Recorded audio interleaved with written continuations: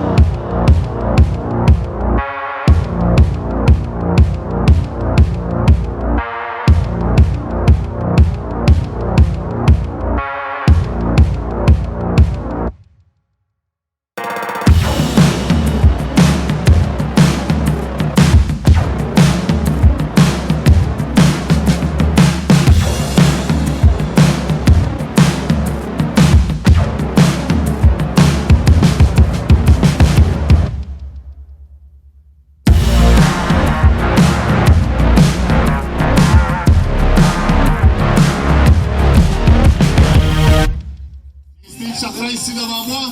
Puis oui, il y en a juste à la ligne de Je l'ai là. J'ai jamais tout ce que j'avais. Selon moi, la course s'est très bien passée, très bien déroulée pour moi. Le départ s'est fait un peu vite au début. Je crois que tout le monde était un peu excité étant donné que c'était la première course de l'année. Ça s'est vite replacé cependant. J'ai repris un peu la tête du peloton. Dès le début de la course, on avait un 3 km à transporter un pneu avec nous. J'étais un peu inquiet à ce niveau-là, mais finalement, ça s'est bien passé. Les entraînements en musculation ont beaucoup aidé, à mon avis, à tout ce qui est transport de poids, un peu plus force. J'ai réussi à garder Samuel Hébert en vue, qui était premier de la course à ce moment-là. J'avais encore beaucoup d'énergie à ce moment-là. J'espérais pouvoir dépasser Samuel une fois qu'on déposait le pneu et qu'on allait faire le reste de la course, c'est-à-dire les 4 km restants. Cependant, j'étais pas le seul à avoir encore de l'énergie en réserve. Samuel était beaucoup plus efficace aux obstacles que moi aussi. Donc, il grugeait du temps à chaque obstacle. Et étant donné que c'est une course de 65 obstacles, j'ai pas pu suivre la cadence comme je l'espérais. J'ai eu aussi un peu quelques difficultés au niveau des obstacles un peu plus difficiles, comme le Gibbons. Je crois que ça se justifie par le fait qu'il n'y a pas eu de course cette année. J'ai pas eu la chance de pratiquer sur les obstacles spécifiquement. Donc, quand j'ai raté le Gibbons, j'étais un petit peu inquiet, étant donné que les niveaux d'énergie étaient rendus pas mal bas à ce moment-là. C'était vers la fin de la course et j'avais pas mal tout donné depuis le début. Cependant, heureusement, ça s'est bien passé. J'ai fait un deuxième essai, ça a mieux été même. Et j'ai pu finir la course en deuxième position. Donc, je suis assez fier et content de mon résultat. Évidemment, comme les courses de la saison Spartan Race ont été annulées, je me cherchais toujours un défi pour la fin de mon 3 mois d'entraînement, qui était censé aboutir au 31 octobre. Il n'y a rien d'officiel encore, mais il y a probablement un événement qui va se produire au parcours de Vincent-La Rochelle, un des parcours à obstacles les plus difficiles difficile en Amérique, probablement au monde même. Je connais personne à part Vincent Larochelle lui-même qui a réussi à compléter tous les obstacles sur ce parcours-là. Donc, ça promet. Plus de nouvelles à suivre.